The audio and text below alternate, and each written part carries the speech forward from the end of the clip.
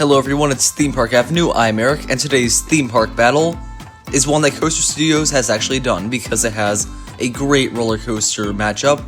This is Cedar Point versus Six Flags Magic Mountain.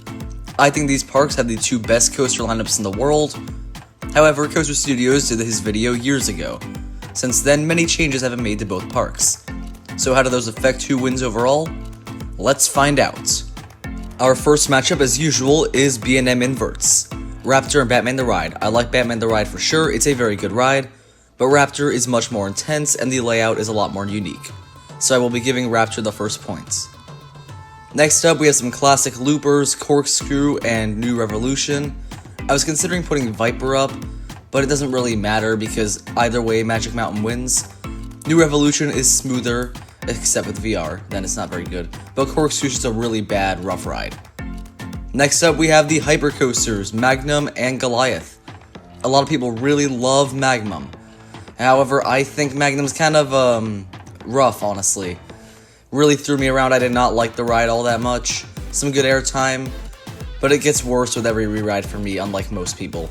Goliath is a lot more intense and smooth, and I did think it was a better ride overall. Next up, we have the Mine Trains. Cedar Creek is smoother, it's better themed, it's more of a classic.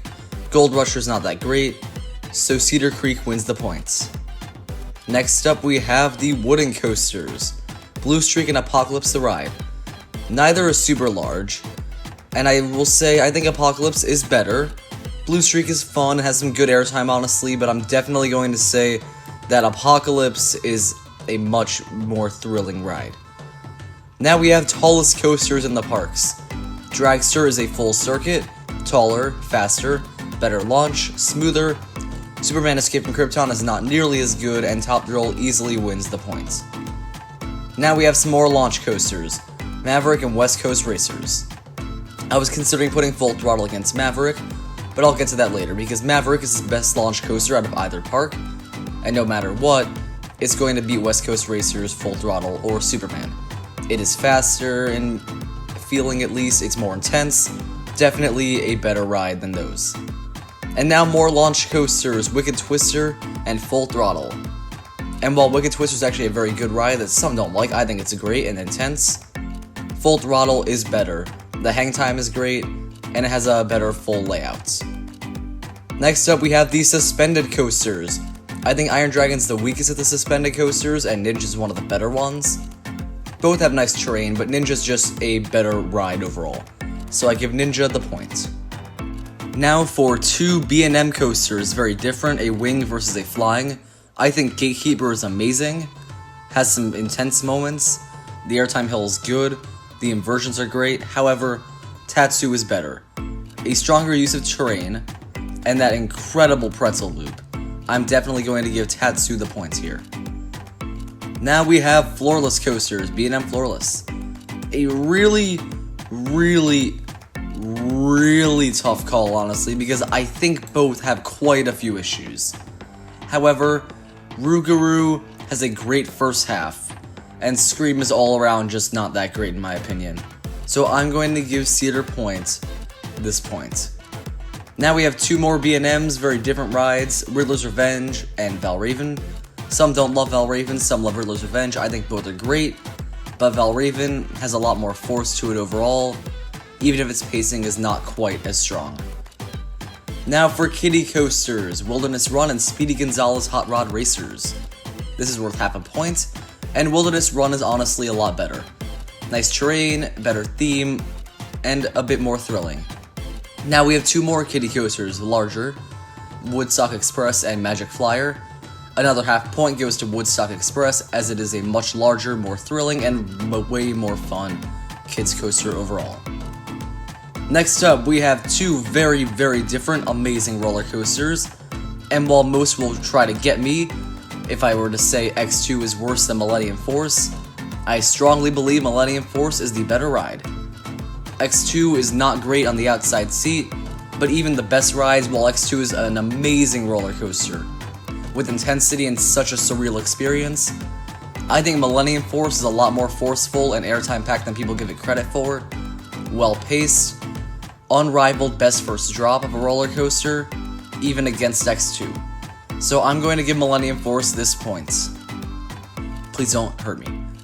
Next up, final matchup, RMCs. Twisted Colossus and Steel Vengeance are both great rides, some of my favorite roller coasters out there. However, Steel Vengeance is better paced and much more intense. I definitely think it is the best roller coaster in the world, so I'm going to definitely give it the points. And now for the extra roller coasters, Cedar Point gets 1 point for Gemini, Magic Mountain gets 1 for Viper, and 0.5 for 2 other kids coasters. After the coaster matchup, Cedar Point is leading 10-8. The next matchup is the Drop Towers, and Lex Luthor is much taller, and that does kind of give it an edge. I think Power Tower is very fun, but I definitely think Lex Luthor is the more thrilling of the Drop Towers. Next up, we have the Flat Rides. Cedar Point gets 3 points for Skyhawk, Max Air, and Windseeker. I love all of those. And Magic Mountain only has 1 flat ride, Crazanity, so it gets 1 point for that. However, what Magic Mountain lacks in flat rides, it makes up for with Justice League Battle for Metropolis. Magic Mountain earns 1 point for its dark ride, a very good shooting ride.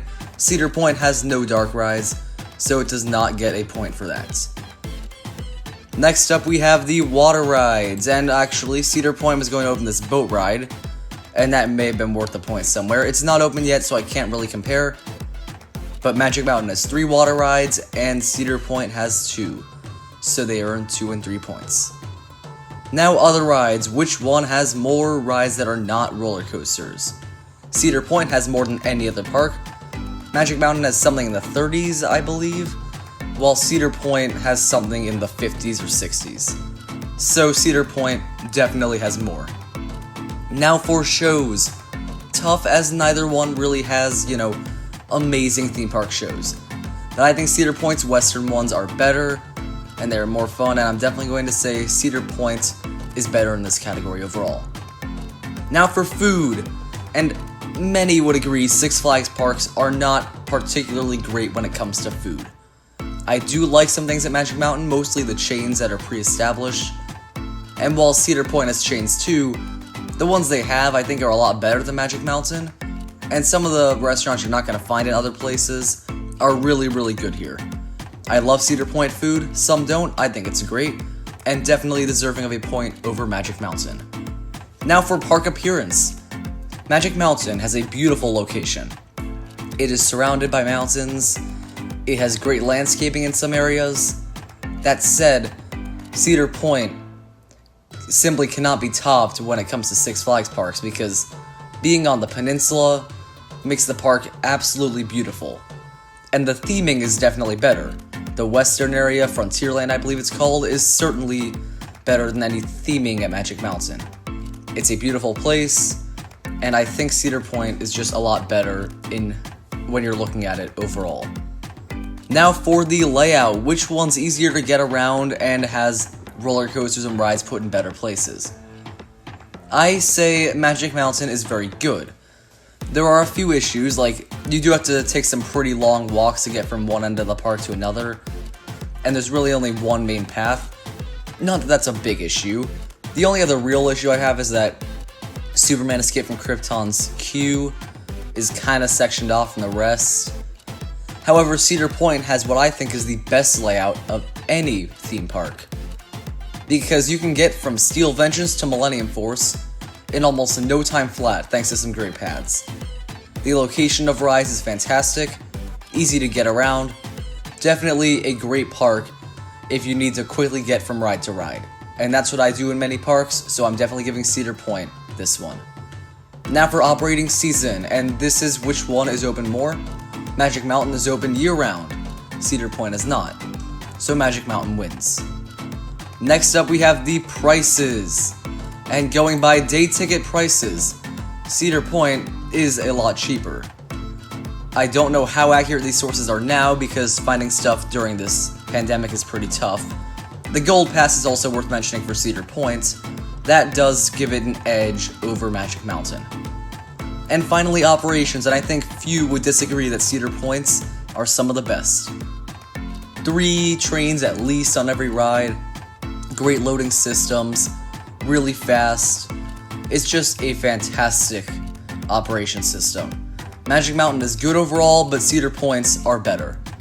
And that means the final score is 22-15. Cedar Point is the winner.